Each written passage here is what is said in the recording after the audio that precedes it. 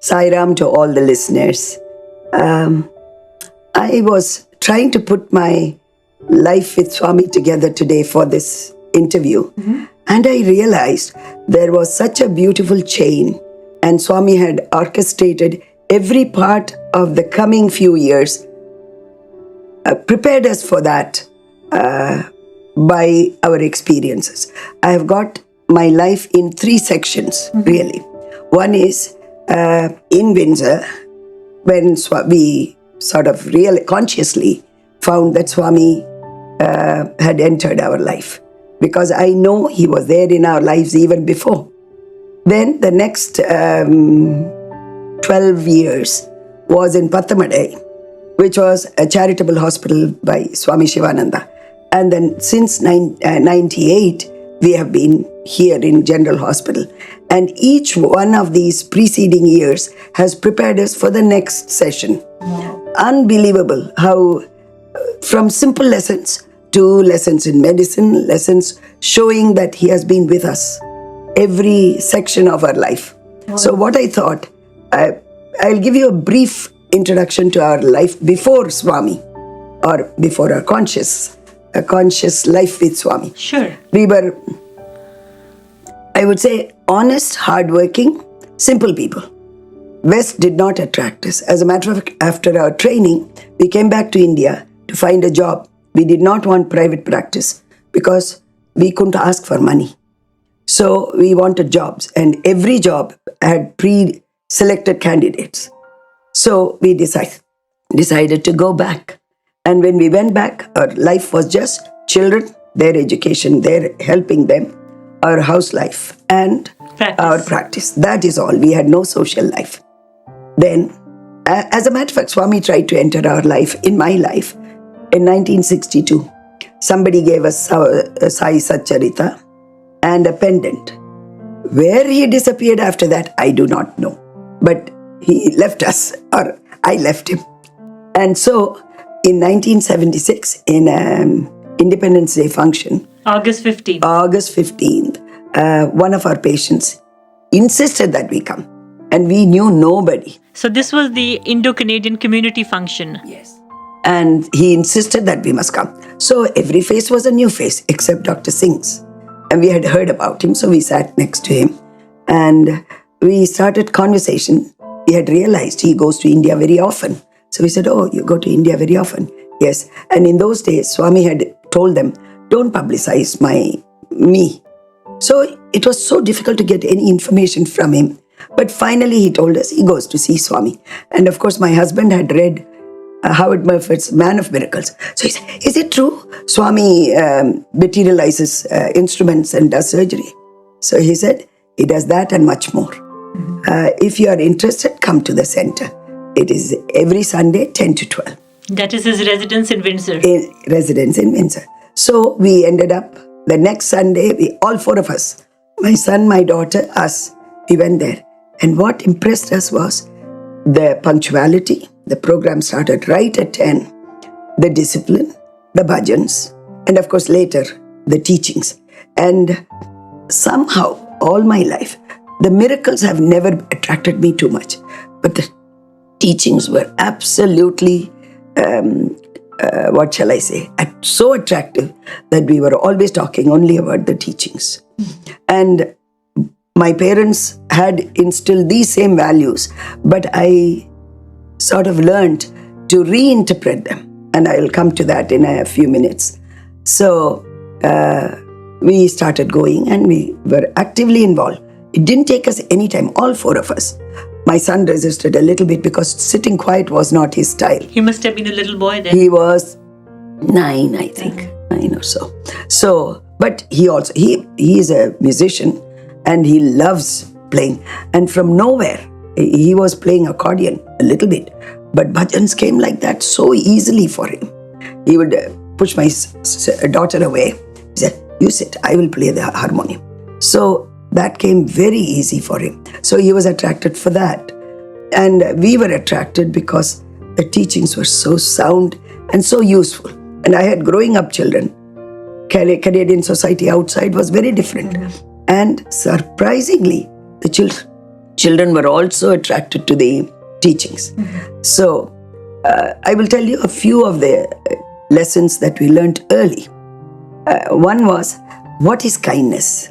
We had been, be kind to people. So we had one day, my husband was going to a meeting across to Detroit, suited nicely. And on the way, the tunnel, there was a man in cold. He was shaking and he was asking for a ride. And my husband, we had just learnt about all this, what Swami likes us to do. So he stopped the car, got him in, got across the border. So when we went to the other side, said, citizenship? He said, Indian, Canadian. Then he said, that man? Says, I don't know. You mean you have somebody in your car and you don't know who he is? Pull up. So he stopped. Then this man used the filthiest language. So what is your problem? He's taking me across. What? Like that, he talked to the immigration officers. And finally, they knew he was not a big problem. They told my husband, realize that we could have put you in jail for taking across somebody without knowing who he is, what he is. This is not done. Don't do it. He crossed. He dropped the man. They said, drop him at that corner. He says, what's your business? He will drop me where he wants. Like that he was. He dropped and went. And as he crossed, he shook like, he said, what have I done? Like when he did it, he had no problem. After he finished and crossed, so Swami says, you can be kind, but you must think. Yeah, you must think. You cannot do something against a law. And this is against a law. This was one. The other thing was, we went to a retreat. A Sai retreat? Sai retreat. In, what is it? London? Anyway, no, St. Louis, Missouri. So there was a couple, Afro-American, fair boy. They had a fair boy. They were told that he has admission in the Uti school under Mrs. Verma. I don't know whether you know. The first principal of the Uti school. Uti school. Yes. So they said, see, we can't come twice. We'll go now and then we have to take the child out in December when the school closes. Therefore, could you take him? So we thought, well, this is Swami's service. Let us take him. They came to our house, stayed with us, introduced the boy to us. We were new parents, etc., etc. And we came with a one-way ticket for the child. We came here, he had no admission. They said, we never promised, he has no. So now, my son's admission was also one of our issues. So we were running to Mr. Srinivasan, Bhagwantam sir was there, one after the other, to get admission for this boy. And he couldn't get it. Finally, my husband had to leave with him home. And we had to buy a ticket for him. And there was no, we used up all our foreign, travelers' checks. We still couldn't get it. We got some Indian money. And Indian money, if you take, you need a P form. And for P form, you take 3 days. And he has to fly that day. But we got, Swami was there. Within half an hour, we got our P form. And I went with my husband, my son and daughter stayed back. So they went away. When they landed in New York, they said, where is the father? Oh, father is waiting in Detroit to pick him up. He says, you mean you are bringing a minor without a letter, without any authorization across the international borders? Again, he did it. So he says, he didn't have an answer. He says, this is a crime to bring a child. How do we know you're not abducting the child? So that was the second time he did it. Kindness. So you have to learning important lessons. Learning, absolutely, very right early. From the beginning. Very early. So he said, so you have to see what is kindness. The second lesson was being not wasteful. one of the things we used to do is Swami says, don't waste. So we'll come to Bangalore and take a bus to Puttaparthi. 5 hours. We had never been used to Indian buses. Long time. So, and the road was awful. The road was bad and we had baggage from states. So all this and the boys' schooling, all the things were there. And we came. Later somebody said, okay, you were very careful, you didn't waste. What did you do with the money? You kept it in your bank. That's a waste. Money must circulate. So if you are not wasting, use it for a good reason. Otherwise, use it, let it circulate. Come in a taxi. And also travel what is appropriate. It doesn't look nice. You travel like a beggar when you can afford. You're flying it in a jet and then taking a bus. Exactly. So this was the other lesson. And talking about the wastefulness, 1 year my husband had such an intense desire to come to India. But we had just come and gone. He said, Swami is everywhere. Why should I waste money going to India to see Swami? Swami is here with us. So, you can justify anything you want to. So that one weekend he was on duty. They rotate in duties. And you wouldn't believe he has never had such a practice. 3 unusual lawnmower injuries. Toes in the lawnmower so that the toe is chopped off. 3 in a row. Summer you get 2 injuries, but not 3 in a row. My husband said, Brahma, Vishnu, Mahesh were lying down with toes for Pada Seva. Like that. Then one gentleman just had his elbows taken off. He was sitting, driving like that, and another truck hit him. The hand came off. Then an appendix. Then he made the money needed to come to India, come back in that one day.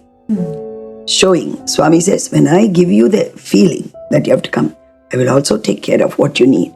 So you don't have to worry about where is the money, why the waste and all. So again, waste is a definition.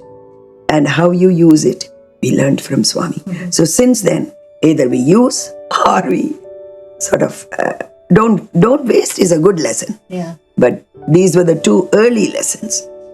What is a general teaching and what is personal advice? 2 different things. Generally, you must take care of so-and-so, so-and-so, so-and-so. But if Swami says, leave and go, that takes a precedence to anything else that you have learned. Because that's specific to you as a person. At that time. At that moment in time. Yes. So we had a summer course for children. And one gentleman got up and said, meat eating is okay. And here we are, all of us stunned. So Swami couldn't have said it. That's not true. A gentleman like that would not lie. But misinterpretation. And what had happened was he was very fond of non-vegetarian food. And Swami must have told him, Swami, can I eat meat? Okay. Because at that time you're not ready to give it up. So... And his Swami was more like a mirror. Sometimes he'll just reflect what you want to. That is true too. And here, if he had told him, leave it, you would have been thinking of only non-vegetarian food, not Swami. Yeah. Swami gives you time to relate to him and then slowly it will reach that stage. So it is not that somebody doesn't understand or says a lie. But there is a time and place for doing things. And Swami does it exactly at the right time.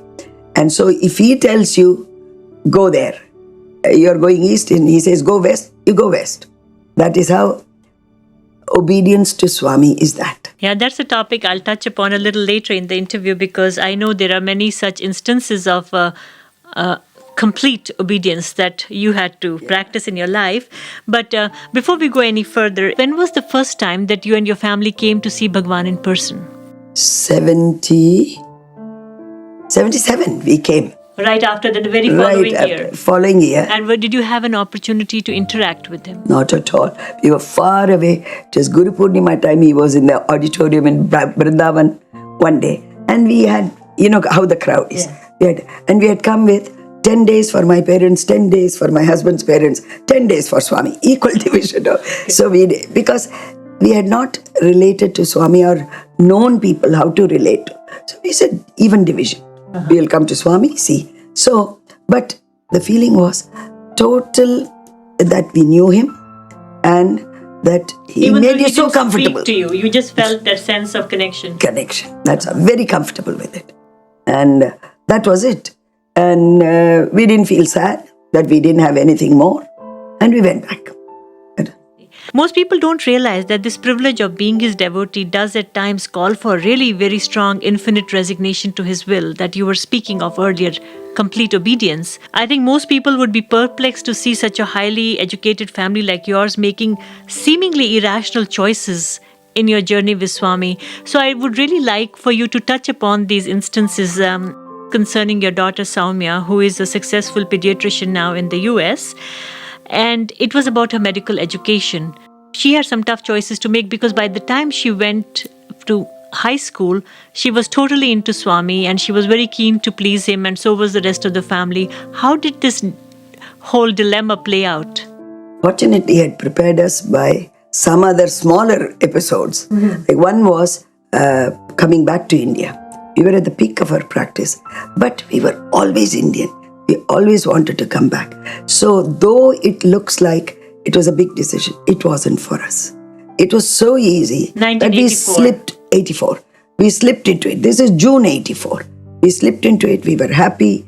And 84, he told us, come back in 5 years. So that would he gave us a 5 years, 89. And we were waiting for June 89 exactly to complete 5 years.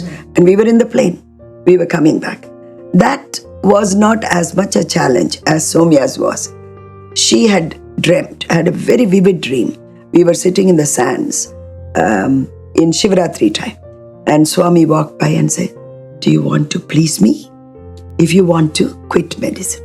And she was now in the 4th year, just 3 months before she would graduate. Of med school? Of med school. In Canada? In Canada. Yearbook was published, photographs were taken. They had applied for all the postings. Internship is all applied for in December. So everything was done. She had chosen her what subject and everything was done. And Swami came in her dream. So she took 1 week. She was not at home. She was in residence in London, Ontario. University of Western Ontario. Western Ontario.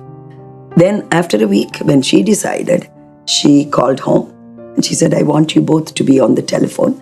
I have something to tell you. And she said, Swami has asked me to quit medicine. And what was your reaction? Your daughter is finishing successfully her medical program. Very surprising. He said, what do you think? She said, I want to quit.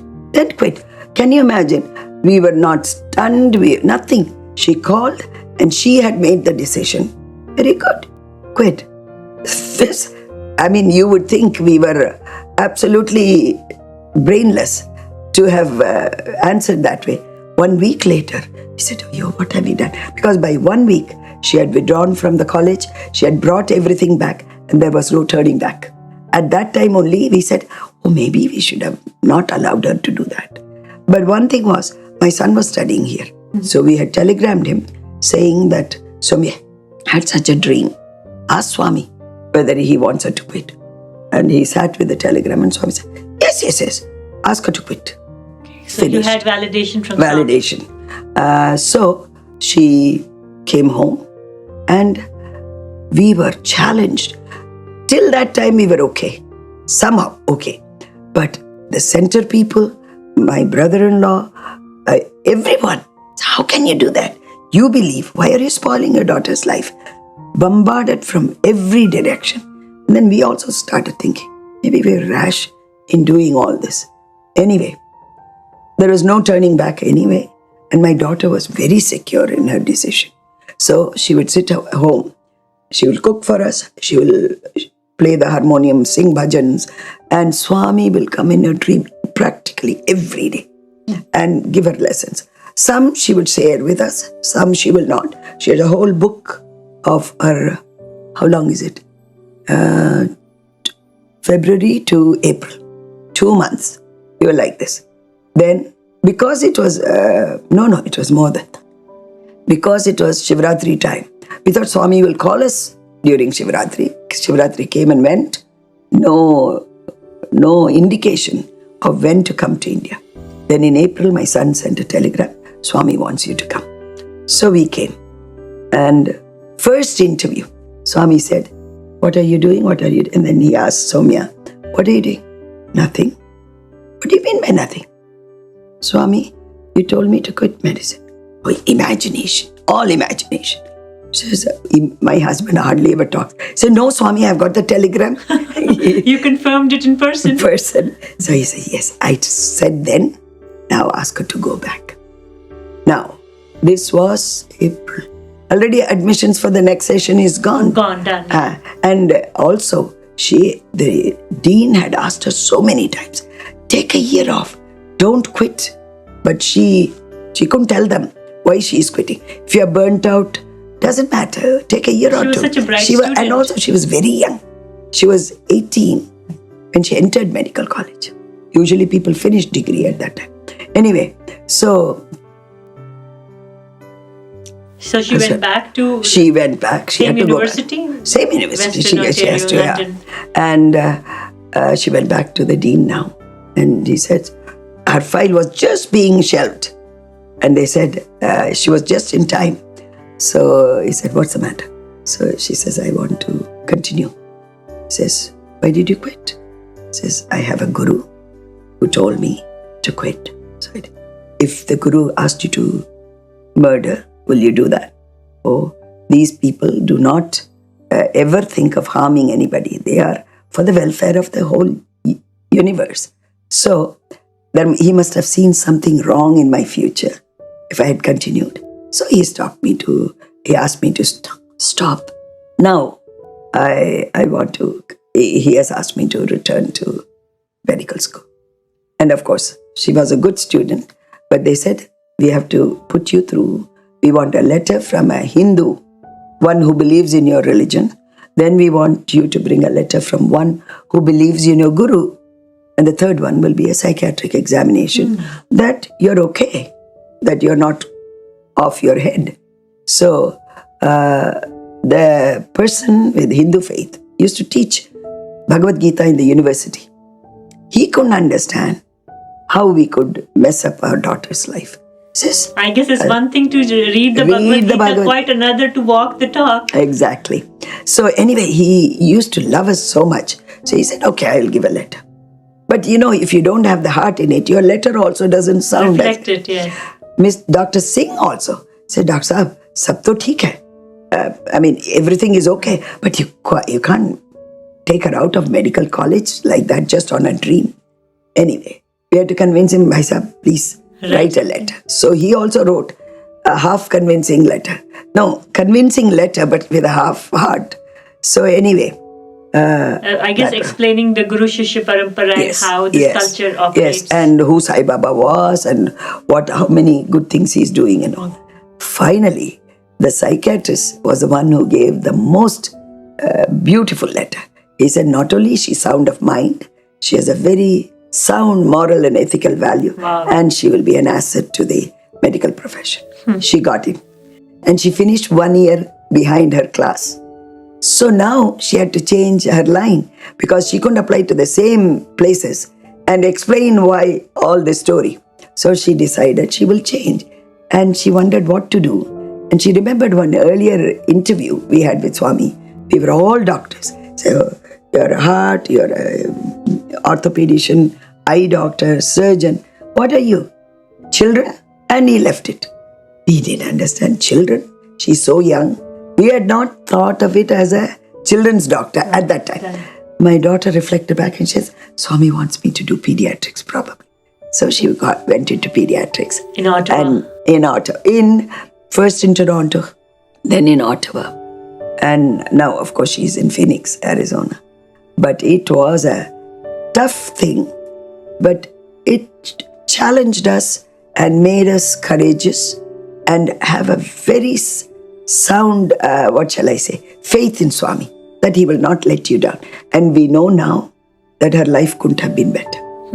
And I guess that's where she met her future husband in Ottawa. Yes, she met him in Ottawa. So whatever happens for the good, even though it seems so crazy at that moment. So crazy. And we were bombarded by the center, by... Terrible peer pressure, isn't it? We used to take off the telephone, off the hook sometimes. But hospital calls will come. So when we were on duty, it will be on. Otherwise, Sundays we would, because brother-in-law made it a point to call us regularly. To remind you that you were brainwashed and spoiling your child's future. Well, when you look back in hindsight, all the dots connect so beautifully. Yes. Everything is perfect. But we don't know the dots At that ahead of time. I know. And that's why we are so uncertain and insecure. Well, I believe this sort of uncertainty played out again when you came with great enthusiasm after 5 years of preparation, when Swami gave you a 5-year grace period to wind up all your work in the West and return to his lotus feet, which you did in 1989, perhaps expecting the royal welcome back into his fold. No, we had given up that. We said Swami will give us what is due. And what came your way? Frozen. We were in the freezer. Put on ice? Put on ice. Swami would come this way and then jump, go beyond. So he was ignoring you? Totally. And we took some time to even realize that, because we had no pressing points. We had to be placed somewhere. Otherwise, we had no problems. So he said, so many people have so many problems. Naturally, Swami has to pay attention to them. Till you realize, no. Then no answer. So my husband said, listen, I'm not going to sit here forever. We had met one gentleman long before that. He would say, Swami ke kucho ke dhande mein pad gaye, to bada mushkil hota hai. I mean, if you are sitting, because Swami said, sit down. Kucho, you're gone. So my husband said, no, 6 weeks, we will be here. Otherwise, all of India is Swami's, and we will go. And we had already decided we will go only to rural India. So he will guide us. So we waited for 6 weeks, and still we were in the freezer. But Swami guided us to Shivananda Hospital. This was in Tamil Nadu, in a place called Pattamatai, where Swami Shivananda was born. So they had made a hospital, centenary hospital, but they couldn't get any doctors to stay. Resident doctors, they couldn't. And how did you know you were meant to be there? Because we went to this foreigners lecture, and as we walked in, they were talking about Swami's visit to Shivananda, Rishikesh, Swami Shivananda. That's in Prasanthi Nilayam, you went to the foreigners lecture. I think it was somewhere here only in those days. Yes. So we went in, and this is what. So we already... a gentleman had approached us that Swami has so many doctors, why don't you come to Shivananda Hospital? We are in need of doctors. So we said, no, Swami has to tell us we have to come. And here we walk in and this. So we thought maybe this is an indication. So we went to Rishikesh. We met Swami Chidanandaji, who is the president. And as we walked in, he opens a suite and he says, oh, Sai Sweets. And he thought we had brought it, but somebody else had brought it. So for us, in both places, Swami was there and Shivananda was being mentioned. So we went and we got to this place where we spent 9.5 years. What was the experience like? Beautiful. And as I said, we didn't go back to the first part. The experiences Swami had given earlier were so important for us to be in Pattamatai, because we knew Swami was with us and Swami will hold our hand. We did such major surgeries with what? 2 of us were the only resident doctors. The others 4 doctors were coming from city, will stay for the OPD and go back. We're the only 2 doctors, and we had no anesthetist. He will come on Sundays from the teaching hospital. And we did such big surgeries only because Swami had shown earlier in Windsor that he was with us for small surgery, big surgery, and he will guide us to stop the surgery at a particular point and give us a diagnosis which we were missing. So we knew Swami was with us. We can do as long as we worked hard and we thought out. As Swami said, all good work is God's work, yes, regardless of where you carry it out. Exactly. We knew he was with us. And of course, our mothers were there. So it really played out well for both your moms. A bungalow with 3 bedrooms. We had only asked for running water and sanitation. He said anywhere in village, asking for more is not possible. But they gave us this.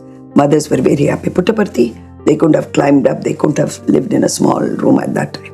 So Swami had timed it perfectly. Timed it. Mothers were happy till the end. They were so happy. And we had the joy of sending them off happy. They never thought we will come back. So that was Pattamatai. And Pattamatai's surgical experiences were great. You mentioned that you always knew Swami was guiding you through the surgery because based on your prior experience in Canada where he helped you with diagnosis and surgeries, do you recall any particular instances when you were treating patients and you felt his hand in guiding you? So many times. I'll just give you a few of them. There was a old lady. In Canada? In Canada. She was a grandmother-in-law of one of our doctors. And he said, please operate on her. She was dying, practically. Sweaty, no pulse, and the anesthetist.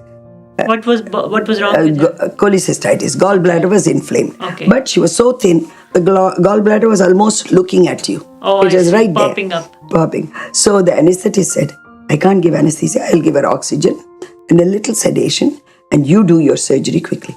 He just had to incise, and the gallbladder popped out. But before doing any gallbladder surgery, there is a blood test that you have to do. And he had ordered it, and usually the nurses put it in front of the chart so that the doctor can look at it before he does the operation. In the intensity of the situation, he operated, closed, and in Canada, for a surgeon to operate, he must have another surgeon to assist, FRCS or CRCS. Not a general, MBBS cannot assist. So the operation was finished, the gentleman walks, and this gentleman usually takes 100 years to walk out of a place. Slow he will go. But as soon as he closed, he looked at the test, he said, my God, I should have done more surgery. I shouldn't have done just the removal of the gallbladder. So they page him, he's gone. He's not in the hospital. And he calls the anesthetist, he has gone for a delivery. So he cannot do the surgery, reopen and do the surgery, what is indicated by the test. So he said, okay, I will do it tomorrow. But this doctor who was assisting never leaves the hospital like this. But he was gone. So Swami did not want the surgery to be any more than what was done. The next day he goes to the patient and he says, Mrs. Chuba, I have to do you again. There is a stone left. Hi, doc. The stone is gone. I don't have a stone. And we watched her and we watched her. She was fine. So Swami stopped. Had he seen the test, he would have done a bigger surgery and she would have died. So Swami stopped him. Another case, there was a fat, big lady who was operated again for the gallbladder. And she had a drainage and she poured fluid out. We kept looking, what is the reason? What is the reason? We couldn't find out. One day, my husband goes for rounds and there is a test in front of the chart. This is the test he has not ordered. So he asked me whether I ordered. I didn't order. And there are a couple worked together. He asked everyone who has ordered. Nobody had ordered. The test was there. It gave the diagnosis. Oh my God. So he makes the diagnosis. He stops us from doing anything more than we have to. And one other thing, there was a lady, a friend, who always got dreams about our interaction with Swami. And she one day called and she said, Dr. Saab, you do funny surgery, funny stitching. Normally we are very confident. We don't tell people who we are operating on. It is a dark-skinned man, Indian or Pakistan. And you were stitching so funnily. And she showed exactly the surgical suture. And you know what? Swami was walking up and down. It was a serious case. You had called a consultant. And when it was all right, Swami said, success, and walked out. So, Swami was in the theatre when all of this was happening. And her dream reflected exactly. Exactly. All the skin, it was a dark-skinned man. So Sir said, Sir, Swami, you come in everyone's dream. I don't know you are there. The next day he gets a dream. Just suturing a little laceration in the emergency room in a hospital. And Swami was there. So, just to for small case, big case, diagnosis you want, all of these. So many difficult to little things. But these were the interesting cases. So we knew if he was there, he will be here where only two of us are there. So we had a very, very medicine and surgery have been our life. We have always enjoyed working and working hard. We'll stay up all night. In Pathamade, we are nobody. So when he will be operating, I will be sitting with the post-op cases because he has operated and left them. And we sometimes slept in the hospital. Hospital was not very far away, but we slept there so that we don't even miss a few minutes in taking care of them. So that's why, knowing only because we knew Swami was there, we could have taken that step. Otherwise, we couldn't have done big surgeries. With I guess Swami took care, gave you the right kind of life experiences, professional experiences, financial security to be able to dedicate yourself so thoroughly. Not many people can dream of it, but they cannot translate into reality without God's grace. Yes, absolutely. He was with us. And this is in practice. He also showed us that he is with us in our day-to-day life. Sir was he was finishing some sound system arrangement for one of our Sai meetings. And he was coming back, and there is a left turn one has to make from the main road. The main road is like that. Some people can make a left. One big truck made a left turn in front of his Datsun, and the Datsun was a right out. And had it been 1 second later, he would have been crushed on the spot. But he escaped just unscathed. He walked out of the hospital. The police called me, "Madam, your husband has been in an accident, but please come and pick him up." To let me know that he is not seriously injured. Not injured at all. The car was gone, but he was. So, I mean, what more? He is there to take care of you. He says, if you do my work, I will take care of yours. I will take care of you. Then there was one other episode where there was a lawsuit against the hospital. I was the consultant. The son was very upset that the father died. I said angry. So when the subpoena we had already made plans to come here, but the subpoena was served just a week before we were leaving. So we said, we'll go and we will come back. So as soon as I came, I gave the subpoena to Swami. Swami, the son is very angry. Not angry. He's just upset. And he went away. We came with a date to go back because the case was there. My son said, you don't do that with Swami. You have to let Swami decide when you have to go back. So we cancelled our ticket. We were learning how to sort of relate to Swami. So you don't come with a plan, he makes the plan for you. Every few weeks he will ask me, when are you going? Swami, when you'd say. Again, he played on like that. In those days, you couldn't get taxis as easily. Or taxi, you'll have to call Bangalore, it will come in 3 hours. Every 1 week, we were not even giving our laundry. We'll pack up. Today, Swami will send us. Today, Swami will. Absolutely, we were nervous in some ways. My husband said, you know what? This is, what is it called? A contempt of court if you don't appear. So you'll be in jail. I said, if Swami wants me in jail, that's where I will be. So anyway, the last day, I think it was 10 o'clock, Swami called us for an interview. Go. So we came out. I mean, you couldn't have been happier when he said go. People don't like to be told. So we like no taxi. Then one taxi had come to deliver somebody. So we ran to him. Are you free to take us? You can. So we went in that taxi. No tickets. 2 tickets from Pan Am, Bangalore to Bombay. No further tickets. We went there. We stood in the line. And the last 2 tickets to go to New York. From New York, of course, it was not difficult. As I landed in New York, my secretary calls. I called her. She said, where are you, Dr. Hema? Case tomorrow. I said, I know that.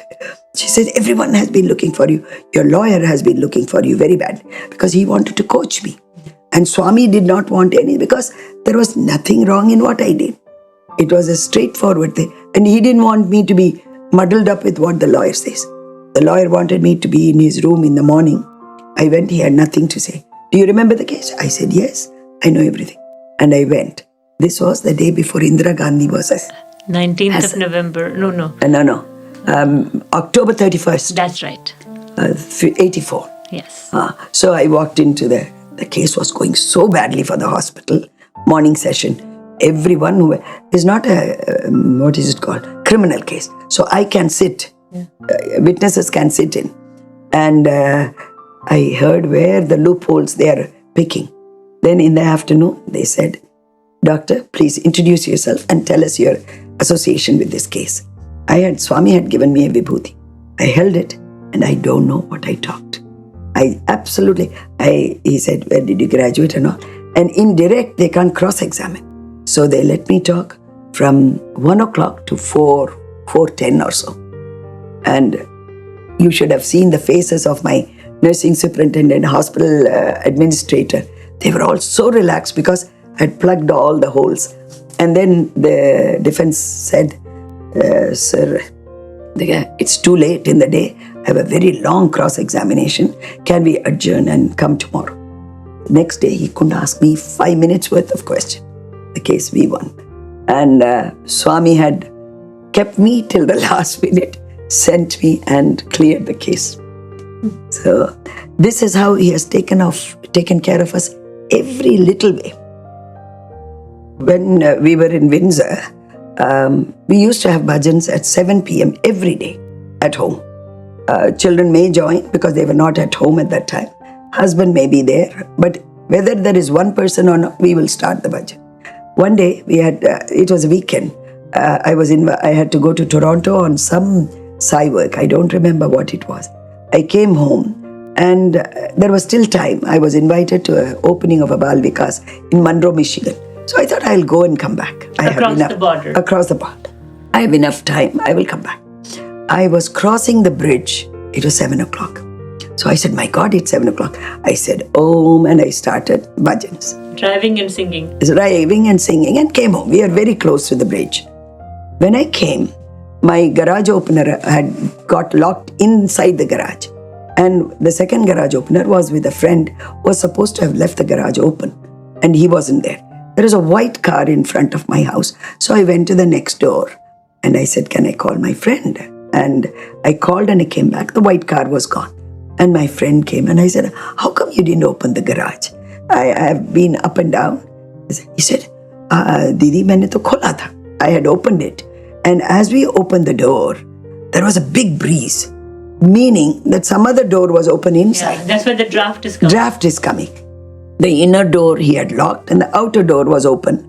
Instead, now the garage door was closed and the inner door was open. So we thought somebody had broken in. So here we go with a hockey stick inside and looked. Nothing was touched. Everything was in place. So he said, anyway, somebody has come in. So it's not safe for you to be alone. I was alone. So he said, come home and tomorrow morning you can go to work. I said, no, I have to get ready for work and it's not easy. I'll be here. I'll sleep in the basement where our altar was. I'll be safe. So I slept there. He went away. Next morning I get a call. Hema ji, you know what? Raj had a dream. This is the same lady who dreamt about the stitches. Said, Shirdi Baba came and he said, 7 bajne ke chand minute pehle main aaya tha. That is, few minutes before 7 o'clock, I came. And so you don't have to worry. Saying, you can imagine. And he would say, 7 bajne ke chand minute pehle. He did that. You know, hand gesture, exactly like Swami, you know how he did. I was there. You were not there. And the white car. In those days, Swami was driving a white car. And the white car disappeared as soon as I came. That's not the car you had spotted. So I thought it was a thief who had run away. It was Bhagwan, the big thief. Yes, the one who stole your heart. Right. Big time. Right. And he also wrenched your heart sometimes and squeezed it really hard. But that is okay. Now, once he loves you like that, it doesn't matter. He's entitled to it. It was hard though. Yeah. The experience you are going to.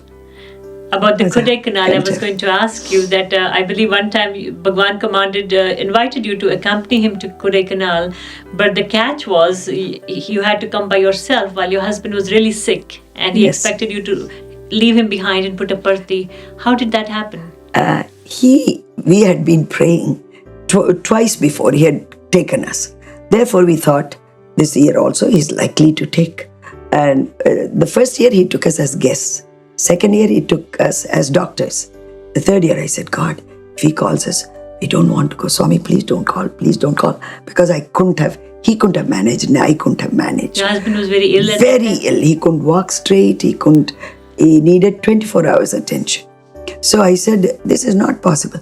We were praying. Have you ever heard of people praying not to be taken? It's a dream for most devotees. Yes. We prayed so. And he calls us for an interview. He says, come to Kodaikanal. So we had told him, if you are calling us, you must make him better. At least worthy, travel worthy and not be a problem to everyone. So we thought, okay. There is a funny thing about this also. First year, we had packed, our dresses will be separate, but our toiletry will be together. Second year, he put us in 2 different places. So we sat on the roadside and separated our Divided our soaps and our paste. So this time, we had packed everything separately, smartly. So we were all right. Then I had called Sri Chakravarti and I said, sir, he cannot get into the bus here, go to the airport, get down. He was not fit to do that. So can we come by car to the airport? He says, but he is not coming. I said, what? He's not coming, only you are coming. He said, not possible. And I cried because I couldn't imagine how he was going to manage without me. And he was so ill. Anyway, and my friends were with me. Said, let's go and ask Chakravarti sir, what the real thing? How will you go? He's so sick. So we went. But just before we went, he had confirmed with Satyajit that Swami did want only me. So he said, I have talked and only you are going. And he said, don't say he has to come with you. Don't say you will not go. Because don't we all say, Swami does everything? Why are you thinking you are doing? Just be quiet and come. I thought about it. I said, isn't it true? We always say Swami does. And yet when it comes to the real thing, we forget he does. We think we are doing. So I went home, wiped my tears, and I had to break it to my husband. I said, you are not coming? I am going.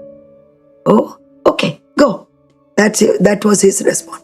He has always been so easy with Swami's decisions. So my friend said, okay, I will come for lunch, you come for dinner, we will take care of him, and here are 3 keys of the house. You have one, you have one, you have one. I had no key. Only those 3 had the key because I was going away. So Swami calls us for an interview again that evening, probably to see how swollen my face was. So, and then he said, he had told me before, get pain medicines. And he says, how many types of pain medicines do you have? I said, this upsets stomach, this does this, this does. Where are the medicines? Swami, I have packed it. What packed it? Go and get it. So I went but my room was locked and the keys were with somebody else. So I went to the hospital to get the similar medicine. So you left the interview room to grab medicines? Because he wanted, and my husband was with Swami for 15 minutes alone. And I asked my husband, what did you do? We both sat and looked at each other. Oh my God, how beautiful. Yeah, he prepared him for the stay. That was a 10-day stay, I think. That time it was short. When you were away for 10 days. I was. And he was beautifully taken care of. 15 minutes alone with Swami, eyeball to eyeball. And nothing else, quiet time. And so, these are, every time he has given us a challenge, the result has been just beautiful. It's just, Soumya's, our return was the easiest one. Not a challenge. I won't even, because he has just fulfilled our wish. But my daughters and sirs was really hard to begin with. I understand your husband's health has been a matter of concern, not only to you, to Bhagwan as well. There was a time when he was hospitalized and Swami showed great compassion. Please share with us the experience. Oh, that was beautiful. That was the year we came here. 98, after the mothers passed away, he let us start working here.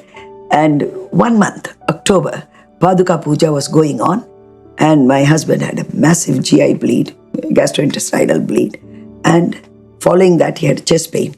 So he was rushed to Super Speciality Hospital, CCU, where they thought he had a heart attack. And Dr. Bhagavat was our medical superintendent. And it was, of course, customary that they will go and tell Swami, this is our doctor, has had a problem, he is admitted. So when he told him, who is Gopinath? Swami says, every day in the veranda he will be talking to my husband. So he says, who is this Gopinath? So he says, Swami, you talk to him every day. So, but he's so thin and he doesn't smoke. But Swami, he is in the hospital. The doctors think he has a heart attack. Normally, Swami will give vibhuti. He didn't give vibhuti also. So he was very downhearted. that he is in the hospital. Swami has given nothing. Next day, while the Paduka Puja is going on, Swami comes, Gopinath, I have come just for you. To the hospital?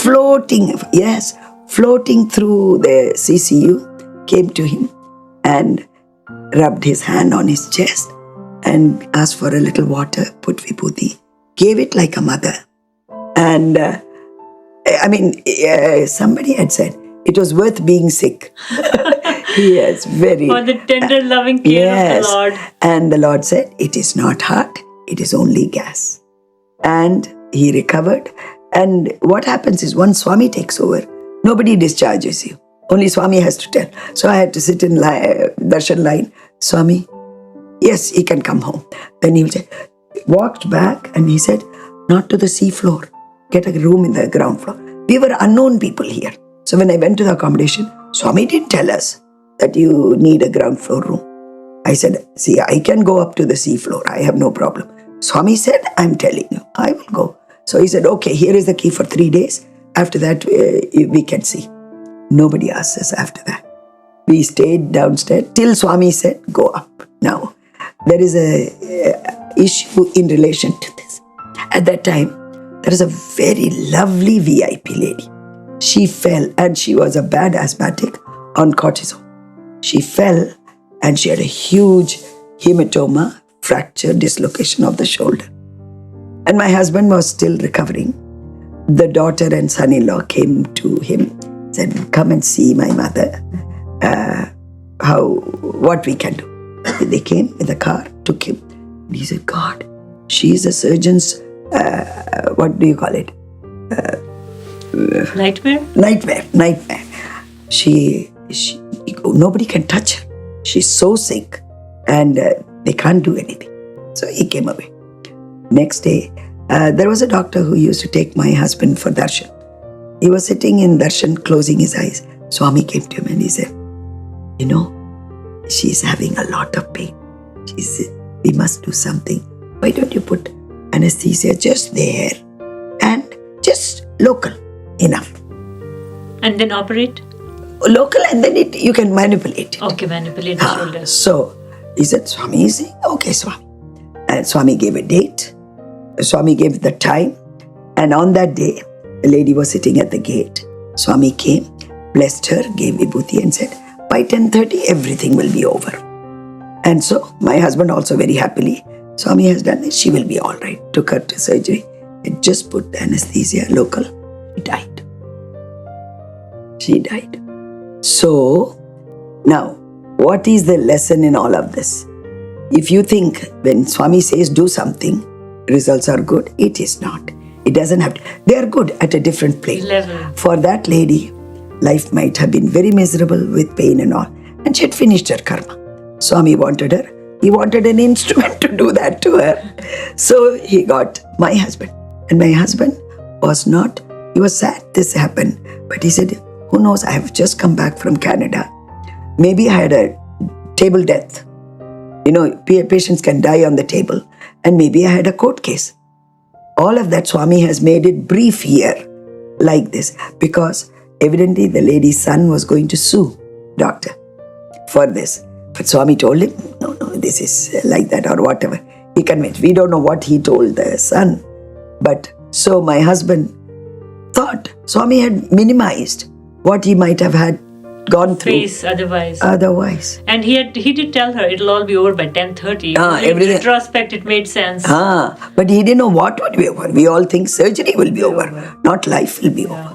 So that was... if I may backtrack, you mentioned that Swami sent you away when he spent 15 minutes exclusively with your husband. He sent you away to bring some painkillers. Did he comment on any painkillers? When I came, of course he said, 2 minutes for all this. One will upset the stomach, one is not a good thing for liver. And I think he wanted time with my husband, that's all.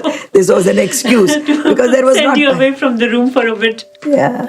I see. So, are there any other poignant moments that you've shared with Bhagwan or interactions you've had that you could share with us? The ones that come to mind. In 2002, my daughter-in-law needed help. Her baby was being born. So we thought Swami will send us. Swami came and said, you go. I will take care of him. Kept my husband back. And he sent me away. And again, my husband at that time was not sick, but he didn't know how to cook. He didn't know, how to manage alone. He would have done it in the canteen, but his stomach was always a problem. But anyway, so Swami said, I will take care of him. And he said, made arrangements for Sevadal to bring breakfast, lunch and dinner. And every day, for the first few days, he will say, breakfast on time, enough amount, enough food. Every day, every meal he will ask whether it came on time, the amount was enough, did you like it, like that. And many times he will be going to Purnachandra for some drama rehearsal, I think. And he will say, and I will say, so the girl, doctors around, what is this eye business you both do? I said, I think he's asking me this. And I'm answering, I don't know what he's really asking. So like that, it was such a friendly thing. And he didn't want my husband to go that time. And when I came back, he was going to come and pick me up from Bangalore. So he told Swami, I'm going to pick her up today. I say, how are you going? Swami, I've got a taxi. No, I will send that car. So he sent the car with a driver. Now, the car was a little car. So after I got out and sat in the car, I asked my husband, now, most people who come from abroad have big boxes. How does Swami think anybody can put any box here? So the driver turns back and said, Swami said she travels light, he knows it. Oh my God. Because I go only with a small suitcase. I never travel heavy. So Swami told him, she travels very light, don't worry. And you're practicing less luggage, more comfort that Swami always prescribed. Yes. Most of us tend to lug around big suitcases when we come from the West. That's amazing. Dr. Gopinathan, when you look back at your life with so many experiences, decades of being with Swami and being tested, tried, proven true, when you look back, what are the most precious life lessons that you have derived from your experiences?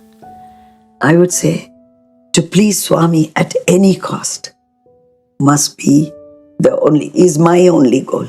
I make mistakes, but at least my goal is that. Does this action please Swami? Will this action please Swami? And other than that, I don't want to merge. I don't know all these things. I don't get dreams, nothing. But my action must please. And many times I am short-tempered. Then I say, Swami, sorry. Then he gives me another opportunity, not an easy one, harder one. So I say, doesn't matter. This time you have given, I will try. So this has been my most important. And to implicitly, whichever way he tells me to do, I will do. But most of the time, he doesn't directly give me, other than those episodes.